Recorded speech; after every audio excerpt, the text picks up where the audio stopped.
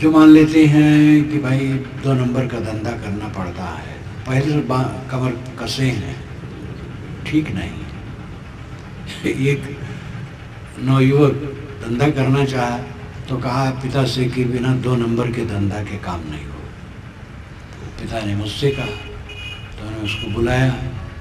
मैंने कहा भाई 1 नंबर से शुरू करो, शुरू में 2 नंबर करते हो तो गड़बड़ हो जाएगा।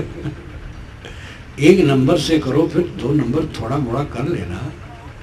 पहले तो 1-2 नंबर के चक्कर में हो तो तुम्हारा सब बैठ जाएगा। सब हंसने लगे। तो प्रसिद्धि भाई 2 नंबर से धन बढ़ता है, तो शुरू में 2 नंबर करना चाहता था। मैंने कहा मैं 2 नंबर करने नहीं कहता हूँ, लेकिन मैंने करना होगा तो पीछे थोड़ा कर लेना, पहले से इतना शुरू करो। ऐसा जब सभी ग्राहक परमात्मा रूप दिखाई देंगे, कैसे धोखा देंगे। ऑफिस में क्लर्क और अफसर बैठे हैं, भगवान के भक्त हैं। उनमें से कई अपने घर में भगवान की पूजा कराए हैं और बात बात में भगवान भगवान कहते हैं, लेकिन बिना घूस के काम नहीं करते। हैं कुछ अफसर क्लर्क जो नहीं लेते हैं, अधिकतम लोग लेते हैं। और ऐसे लोग भी जो गलत दबा के लेते हैं, इतना देना कोई इतने से काम नहीं चलेगा। उनके स्वाद में लगे तो सब आप लोग ज़्यादा जानते हैं, हम तो केवल सुनते हैं। क्लर्क और अफसर ये समझे कि ऑफिस में जितने लोग आए हैं ये भगवान भगवती तनख्वाह हमें मिलती है, उससे गुजर बसर करना चाहिए।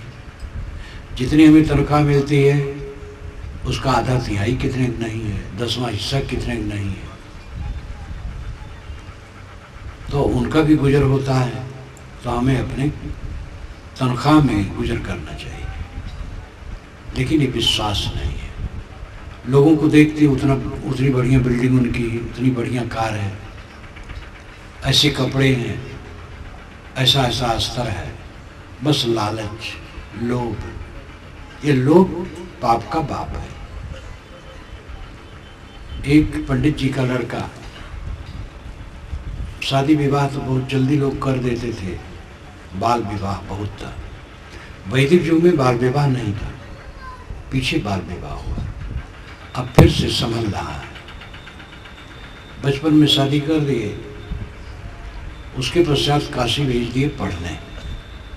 वो पढ़ा, 12 वर्षों तक पढ़ा, 25 वर्ष का हो गया। आया गौना आया, लड़कियों पर तो प्रतिबंध था ये न पढ़े। ये दुर्भाग्य हमारे देश का।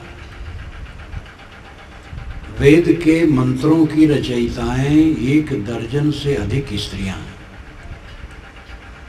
मेरी एक पुस्तक है वेद क्या कहते हैं, उसकी भूमिका में उन सब का नाम मैंने दिया है और आगे वेद और अध्याय मंडल मंत्र सब दिया है कि कोई मिला जाए। शूद्र कहे जाने वाले कक्षीवान, सवर इत्यादि वेद के मंत्रों के रचयिता थे।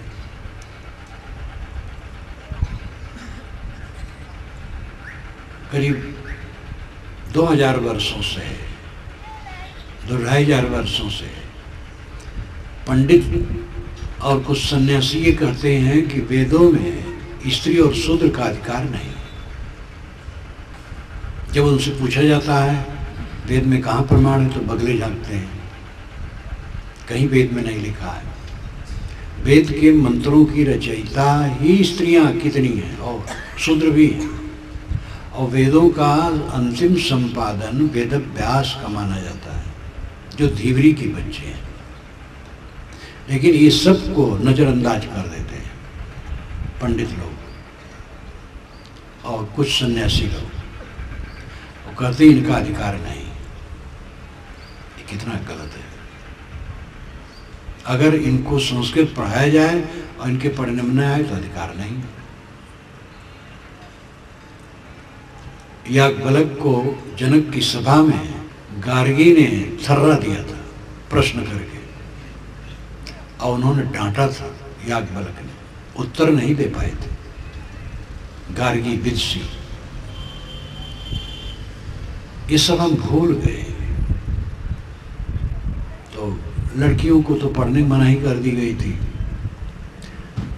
पंडित का लड़का 25 वर्ष की उम्र में पढ़ के आया, गौन आया।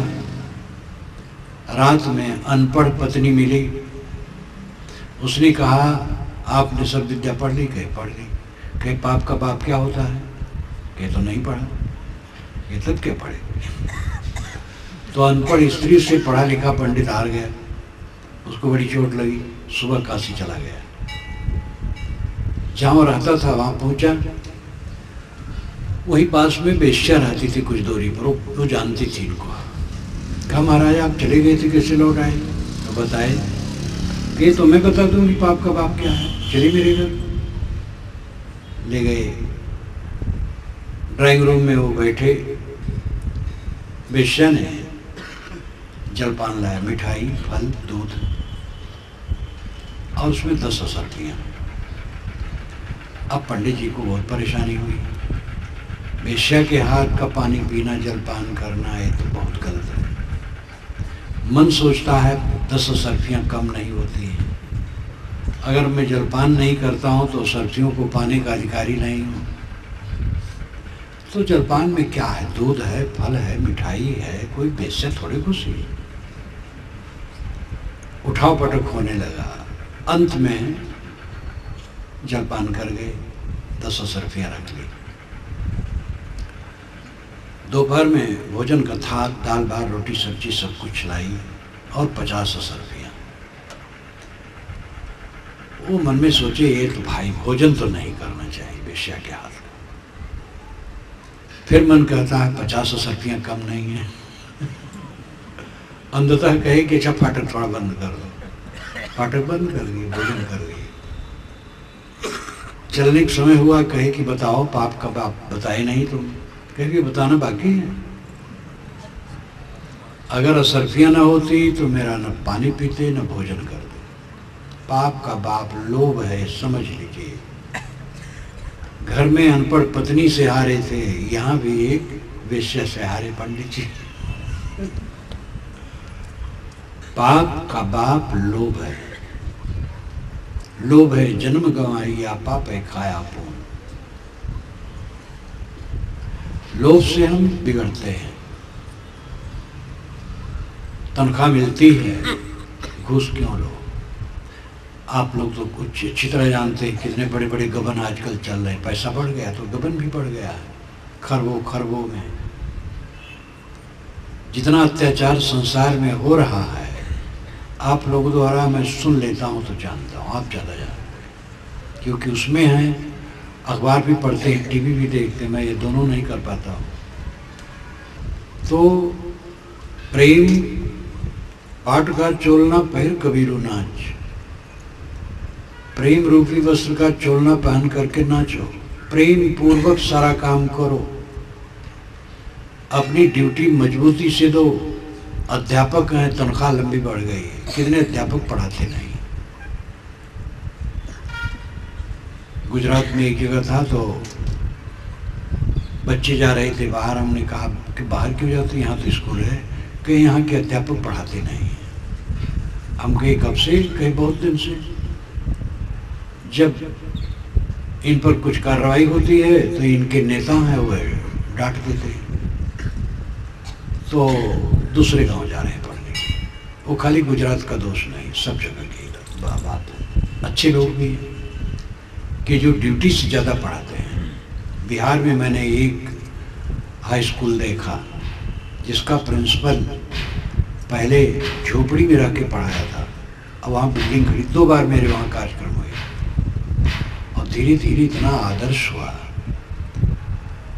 वो स्वयं अध्यापकों को कहा आप रुकिए, घर जाके क्या करेंगे। एक एक कमरे में एक एक चौकी अध्यापकों के लिए डाल दी गई। तब तक वहाँ बिजली नहीं थी, लालटेन जला करके पढ़ाते थे। रात में बच्चों को पढ़ाते थे, अतिरिक्त तो कुछ बच्चों से नहीं लेते थे। बच्चों के पिताजन वे खर्च लेते थे खाना पानी के लिए, दोनों टाइम जलपान, दोनों टाइम भोजन। और उसी में अध्यापक का भी भोजन। अध्यापक को भी और कुछ नहीं मिलता था, बस खाली भोजन। और 2 बार मेरा वहाँ कार्यक्रम हुआ, दोनों बार देखा, बड़ा आदर्श का काम। तो ऐसे भी हैं जो और अतिरिक्त सेवा करते हैं, लेकिन ऐसे हैं जो कामचोर हैं। भगवान के भक्त हैं, भगवान की भक्ति में कमी नहीं। कौन सी भगवान की भक्ति है? जवानी। भगवान के भक्त भगवान का नाम लिया करते हैं, काम वो करना चाहिए। प्रेम पाठ का चोलना फिर कबीरू नाच। जीवन के सारे काम प्रेम पूर्वक हो, पूरा जीवन अमृत हो जाएगा। प्रेम तभी होगा जब हृदय निर्मल होगा। महाराज राम को शाम को बताया गया गद्दी और सुबह को बताया गया 14 बरस का वनवास, लेकिन उनके मन में क्लेश नहीं हुआ। वाल्मीकि रामायण में लिखा है कि अपना वनवास सुन करके उनको शोक नहीं हुआ। ये राम का रामत्व है। और इसका परिणाम ये हुआ कि भरत और राम के बीच में अयोध्या का राज गेंद बन गया। उन्होंने हटा दिया, उन्होंने हटा दिया। ये भाईचारे का सुंदर बर्ताव। महाभारत की स्थिति बिल्कुल अलग। भाई भाई कट के मर गए धन के लिए और स्वामित्व के लिए। 2 महाकाव्य हमारे हैं, रामायण और महाभारत। रामायण भाईचारे का उपदेश देती है, महाभारत भाई भाई के कलह का उपदेश देता है। लेकिन इससे आप महाभारत से घृणा न करेंगे। महाभारत में इतना ज्ञान है कि कुछ बाकी नहीं, सब कुछ है। हाँ, महाभारत का जो सार है वो यही है। 2 आदमी ज़्यादा हल्ला करते हो तो लोग कहेंगे क्या यार महाभारत कर डालो। तो महाभारत भाई भाई कलह, लेकिन महाभारत ज्ञान का भंडार है। बहुत दुनिया में, पूरी दुनिया में महाभारत जैसा महाकाव्य नहीं है। और उसमें ज्ञान भी सब प्रकार का है, गलत सही सब। अर्थ इतना ही यहाँ है कि भाईचारे का व्यवहार और भ्रातृघाती व्यवहार दोनों बड़ा फर्क हो गया।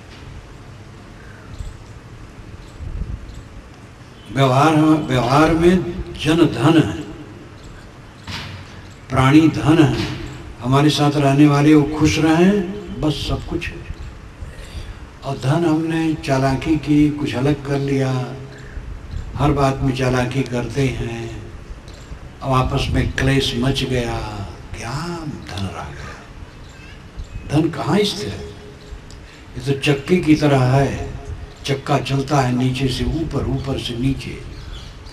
ऐसे माया चलती रहती है, स्थिर नहीं, बदलती रहती है। गुजर बसर सबका होगा, चिंता करने की आवश्यकता नहीं। जब ज़्यादा लाभ हो जाएगा तो हम 2-2 कुंतल का भात नहीं खाएंगे, और जब घाटा हो जाएगा तो भूखों नहीं मरेंगे। सब समय चलता है, लेकिन मन विश्वास नहीं करता है और हम गड़बड़ में पड़े रहते हैं। ये हमारे मन में हो जाना चाहिए कि जन धन है, भाई, पिता, माता, पत्नी, बच्चे, ननद, भावज, देवरान, जेठान, सास, बहू, जितने संबंध हैं, ये जन है, ये धन है।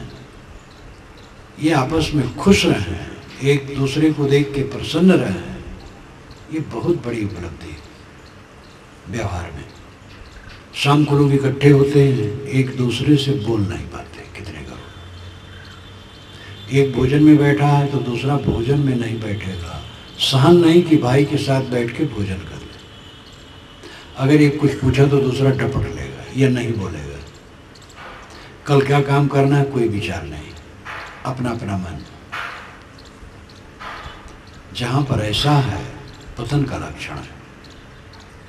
शाम को इकट्ठे हो, एक दूसरे से बात करो, हंस हंस कर बात करो, प्रसन्नता से बात करो, अपने अपने काम का लेखा जोखा दो और दूसरे के सहयोग के लिए विचार करो।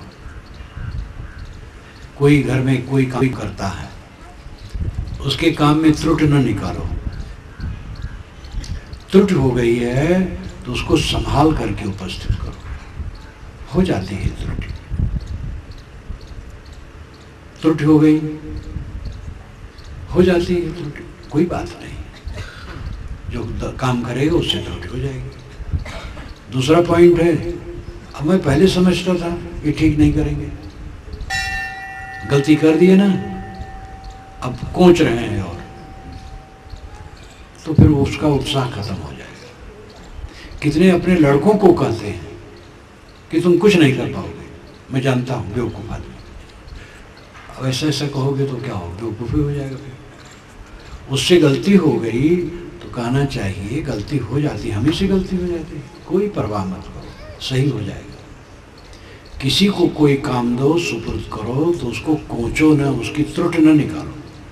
त्रुटि हो गई है तो सहारा दो, हो गई त्रुटि कोई नहीं, फिर ठीक हो जाएगा, तब काम बनेगा। व्यवहार में जन धन है और अध्यात्म में मन धन है।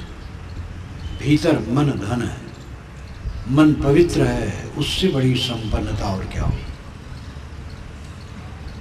जितनी उपासनाएं दुनिया में हैं, उन उपासनाओं का अर्थ क्या है? उन उपासनाओं का अर्थ है मन का निर्मल होना, और वही भरना हो, उपासना चलती रहे तो क्या मतलब है? राम भगवान तो सब कहते हैं, घर का मालिक रात में सोने चलता है तो कहता भगवान मैं सोने चल रहा हूँ, तू ही रक्षक है।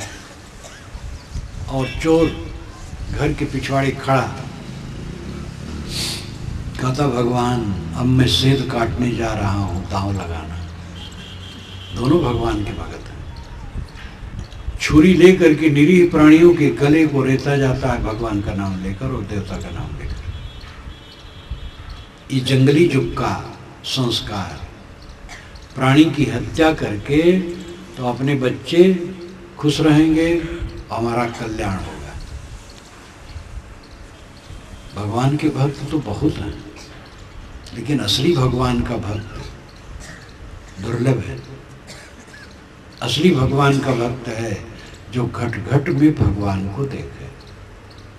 मखलूक ही मजहर खालिक है और इंसान अशरफ उल मखलूकात है। मखलूक ही मजहर खालिक है, प्राणी ही प्रत्यक्ष ईश्वर है और इंसान अशरफ उल मखलूकात है। इंसान उन प्राणियों में श्रेष्ठ है। सब प्राणी भगवत स्वरूप हैं, मनुष्य और श्रेष्ठ है। ये आवाज़ हर जगह है, इस्लाम की तरफ से आवाज़ है। सर्वदम सर्वम खल्विदम ब्रह्म, वेदांत की तरफ सब ब्रह्म रूप है।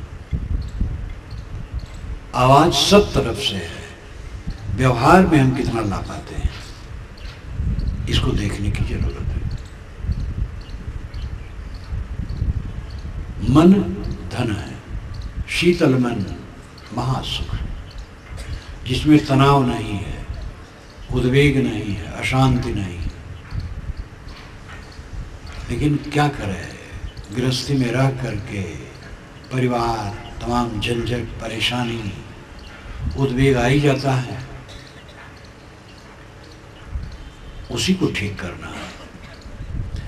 और अगर उसको मान लो आ ही जाता है, वो आता ही रहे, तो लक्ष्य नहीं मिलेगा। संभालो अपने को। उद्वेग से समाधान बढ़िया नहीं होता है, शीतलता से समाधान होता है, कोमलता से समाधान होता है। पानी बहुत कोमल है, पत्थर को तोड़ देता है। गिरते गिरते पानी की धारा, पत्थर टूट जाता है। पानी सब तरफ फैल जाता है, नीचे से नीचे भी जाता है। और सबका कल्याण करता है। पानी की तरफ हमारा मन होना चाहिए, कोमल और सबकी सेवा में जो बन सके करना। पानी की बात संत लाओ त्से ने इसको बहुत कहा। चीन के संत हैं संत लाओ त्से, जो आज से 2500 वर्ष पूर्व हुए हैं। जब यहाँ बुद्ध और महावीर थे, ये दो रत्न संत हमारे, तब लाओ त्से चीन में थे। उनकी मात्र एक पुस्तक है, ताओ ते चिंग, उसका नाम है। हमारी पुस्तकें आई हैं, उसमें होगी, उसकी व्याख्या कर दी गई है। ताओ ते चिंग पुस्तक का नाम है। ताओ का अर्थ है विश्व नियम, ते का अर्थ है सद्गुण, चिंग का अर्थ है पुस्तक। विश्व नियम और सद्गुण की पुस्तक। विश्व नियम को समझो, सद्गुण का आचरण करो, इस पर बहुत जोर है। लाओ त्से का ये बहुत प्रिय उदाहरण है। पानी कोमल है, शीतल है, और वो सब जगह जाकर के नीचे से नीचे जाकर के सबको पोषण देता है और पत्थर को भी तोड़ डालता है। मृदनैव मृदना हन्ति, मृदना हन्ति दारुणम। कोमलता कोमल को वश में करता है और कोमलता कठोर को भी वश में करता है। इसलिए कोमल बनो, प्रेम का बर्ताव करो। उपासना की पद्धतियां संसार में अनेक हैं, नई नई पद्धतियां बनती हैं, बिगड़ती हैं। वैदिक युग की पद्धतियां आजकल नहीं है। वेद के जितने देवता हैं हजारों वर्ष से लुप्त है। इंद्र, मरुत, वरुण, अग्नि, उषा, अधिक्रा, अश्वनी, अनेक देवता हैं। आजकल उनको कोई नहीं पूछता है। ऋग्वेद सबसे बड़ा वेद है और पहला वेद है, और उसका चौथाई हिस्सा इंद्र की महिमा में है। लेकिन आज पूरे भारत में इंद्र को कोई हिंदू नहीं पूछता है। राम, कृष्ण, शिव, गणेश, हनुमान वेदों में कहीं नहीं, और आज वे पूरे हिंदू समाज में पूजे जा रहे हैं। परिवर्तन ऐसे आगे होगा। हिंदू मुसलमान की जो बहुत लंबी लकीर लोग मानते हैं खाई, ये समय के प्रवाह में दोनों घुल मिलकर के एक हो जाएंगे। कुछ नहीं रहेगा, सब बदल जाएगा। बदलता रहा है और बदलता रहेगा। दुनिया बहुत बड़ी है और अनेक देश हैं, अनेक क्षेत्र हैं, अनेक प्रदेश हैं, और भिन्न काल में महापुरुष होते हैं और अपने ढंग से वे उपदेश करते हैं और संप्रदाय बनते हैं। सारे देवी देवताओं के निर्माण का कारखाना मनुष्य का मस्तिष्क है। आपके मस्तिष्क से सारे देवताओं की कल्पना हुई है। प्रतिष्ठापक आप हैं। चंद्रलोक में कोई देवता नहीं मिला। वैज्ञानिक गए, कोई मंदिर नहीं, कोई देवता नहीं, क्योंकि मनुष्य देवता बनाने वाला वहां नहीं है। तो देवताओं का देवता मनुष्य है। उपासना पद्धतियां आती जाती रहती हैं। एक ही संप्रदाय की भिन्न शाखाओं में उपासना पद्धति अलग है। वैष्णव कृष्ण उपासक भी कहलाते, राम उपासक भी कहलाते हैं, लेकिन राम उपासक कृष्ण उपासना नहीं करते हैं, कृष्ण उपासक राम उपासना नहीं करते हैं। सहज रूप में रामकृष्ण दोनों कह लेंगे, और गृहस्थ लोग सहज रूप में दोनों को मान लेंगे, लेकिन जो कट्टर राम उपासक हैं वो कृष्ण उपासना नहीं करते हैं। इस्कॉन वालों को आपने सुना और देखा होगा। प्रभुपाद जी महाराज ने विश्व में इसको फैलाया। प्रभुपाद जी महाराज को मैंने कलकत्ता में उनका भाषण सुना था, और उन्होंने पूरी दुनिया में हरे राम हरे कृष्ण, ये 16 शब्दों का मंत्र, हरे राम राम राम हरे हरे, हरे कृष्ण कृष्ण कृष्ण हरे हरे, चैतन्य महाप्रभु ने चलाया था, उसको फैलाया। इसका उनका प्रतिष्ठित संस्थान है। तो उनसे जब ये कहा गया कि ये बड़ा अच्छा हुआ, आप कृष्ण उपासक हैं लेकिन राम को भी अपने मंत्र में लिया, हरे कृष्ण हरे राम, तो सोचा गए। वो कहेंगे अयोध्या के राम नहीं, ये बलराम कृष्ण के बड़े भाई कृष्ण के बड़े भाई राम है इसलिए ले लिया, अयोध्या वाले राम को नहीं लिया। एक राम मंदिर में झूला का समय, वर्षा का समय, वेश्या नाच रही थी, गा रही थी, कथिक था, कथिक पुरुष रूप में कथिक होते हैं, यहाँ होंगे होते हैं कि नहीं।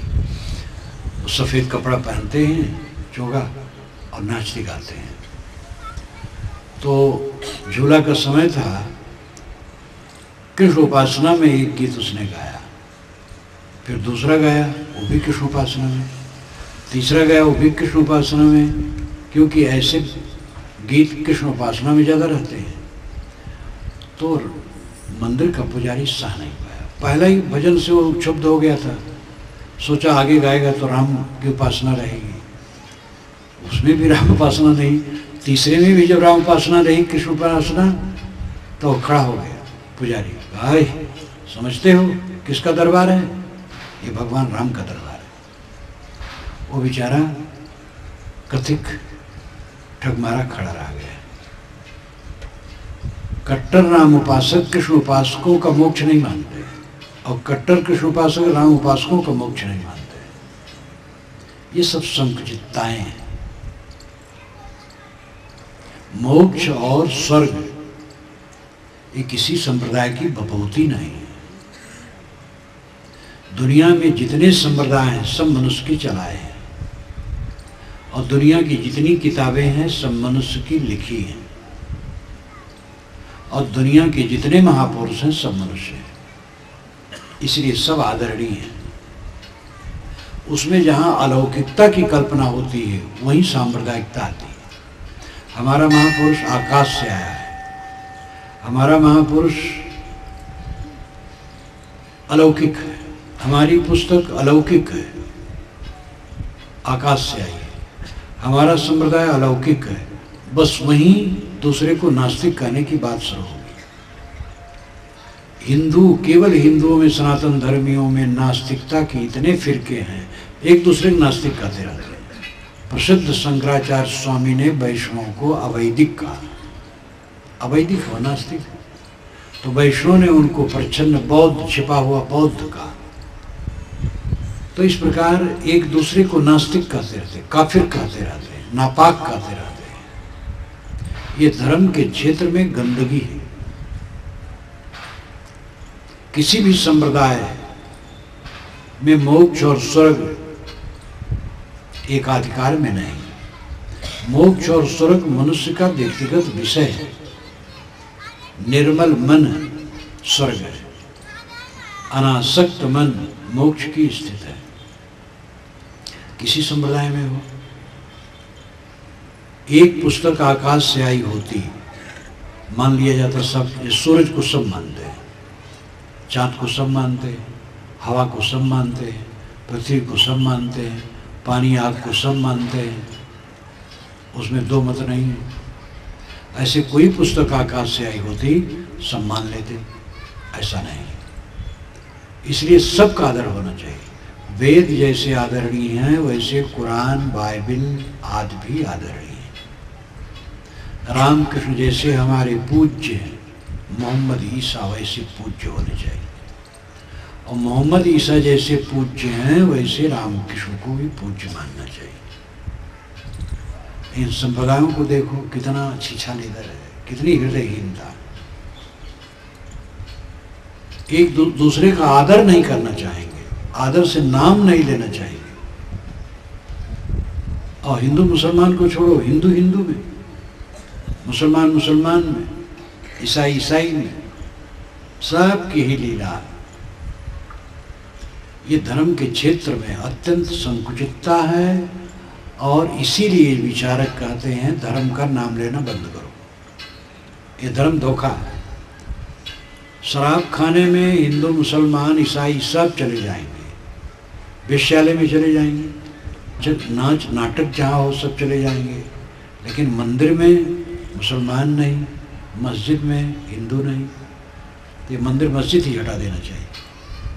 राम हिंदू कहेगा, मुसलमान नहीं, अल्लाह कहेगा, हिंदू अल्लाह नहीं कहेगा। कितनी हृदयहीनता। साहिब ने कहा अल्लाह राम जियो तेरी नाई, जे पर मेहर हो तुम साईं।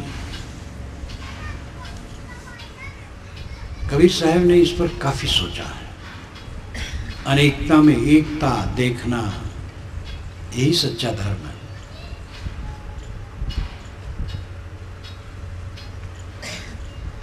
हृदयहीनता धर्म नहीं है। उपासना की पद्धतियां अनेक रहेंगी, नई नई बनेंगी, पुरानी पुरानी बदलेंगी, इसको कोई रोक नहीं सकता है। ब्राह्मणों का यज्ञोपवीत और चोटी हिंदू मात्र का। चोटी तो अब हिंदू कितनी रह गई है। यहाँ सब हिंदू बैठे हैं और सबके सिर में टटोल के देखो कितने चोटी है। सन्यासी चोटी नहीं रखते हो तो पहले से विधान है। हम लोग तो मुड़िया हैं, ना इधर के ना उधर के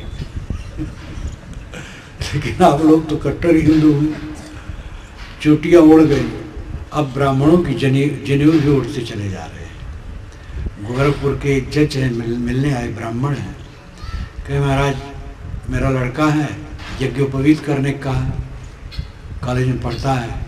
कहा पिताजी हमारे चची जात भाई को तो यज्ञोपवीत हुआ था, 30,000 रुपया उसमें खर्च किया गया और यज्ञोपवीत तो नहीं पहनता है, तो आप हमें 30,000 रुपया दे दीजिए, मैं और पैसा मिला के स्कूटर ले लूँ।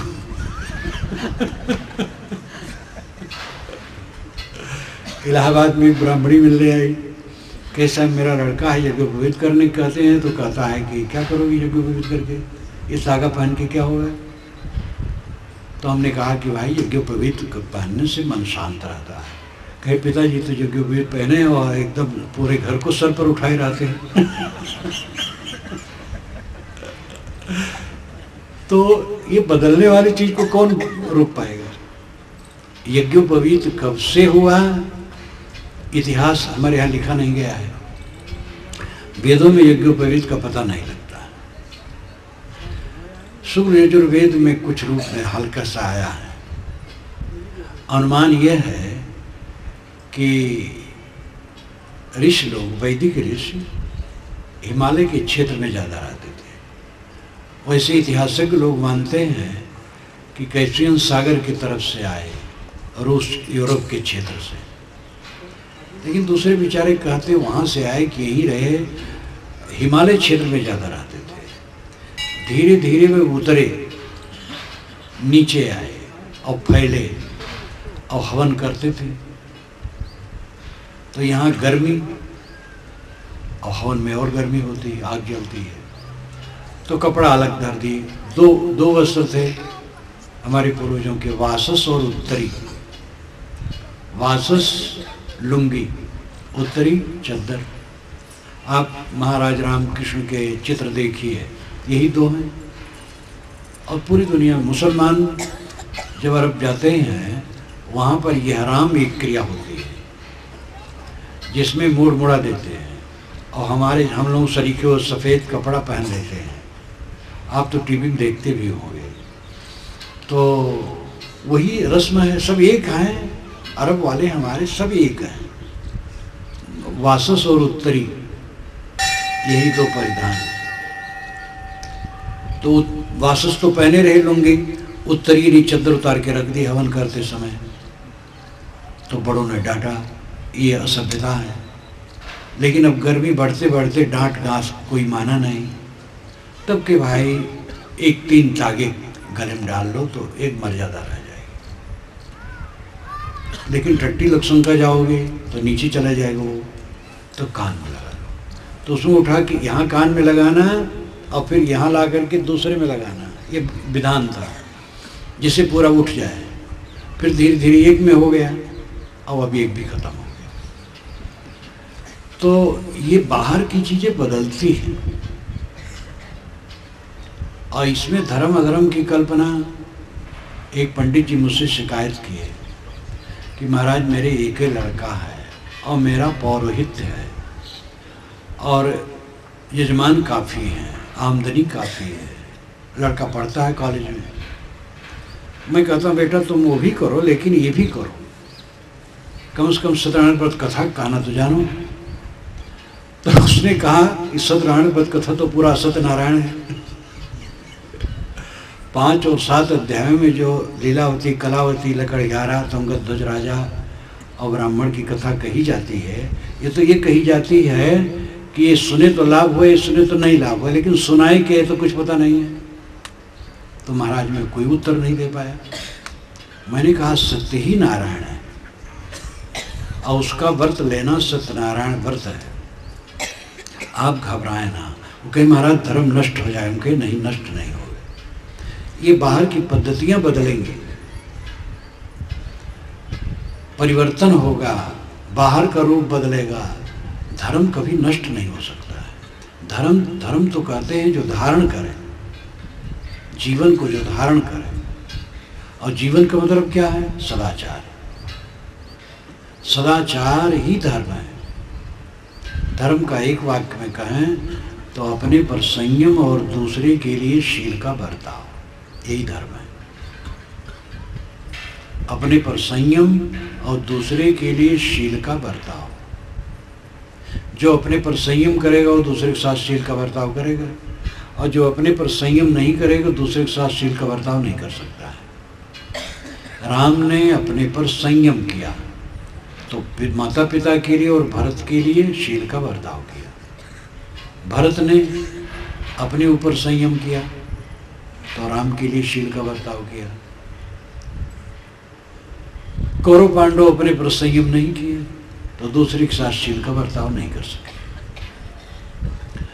जहां संयम है वहां शील है। एक सिक्के के 2 पहलू जो कि अलग अलग नहीं किए जा सकते, ऐसे संयम में शील है और यही धर्म है।